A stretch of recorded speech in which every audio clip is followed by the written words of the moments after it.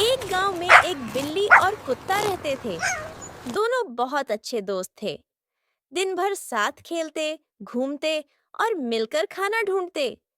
एक दिन बिल्ली ने सुना कि गांव के पास वाले खंडहर में भूत रहता है। उसने कुत्ते को बताया तो कुत्ता हंस पड़ा और बोला, अगर सच में भूत है तो चलो, आज रात वहीं चलते हैं। रात को दोनों खंडहर की ओर निकल पड़े। वहां पहुंचकर माहौल बहुत डरावना था। ठंडी हवा चल रही थी और हर तरफ सन्नाटा था। तभी एक साया नजर आया। लाल आंखें, फटे पुराने कपड़े और लंबा सा शरीर। बिल्ली डरकर पीछे हट गई, लेकिन कुत्ता थोड़ा डरा, मगर फिर भी डट गया। कुत्ता जोर से भौंका, कौन हो तुम? बाहर आओ। भूत धीरे धीरे पास आया, लेकिन जैसे ही पास पहुंचा, उसकी डरावनी हंसी गूंज उठी।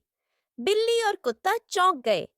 पास जाकर देखा तो असली भूत नहीं था, बल्कि एक बूढ़ा चोर था जो भूत का रूप बनाकर सबको डराता था। कुत्ते ने जोर से भौंककर उसे घेर लिया और बिल्ली ने उसके कपड़े फाड़ दिए। दोनों ने मिलकर चोर को गांव वालों के हवाले कर दिया।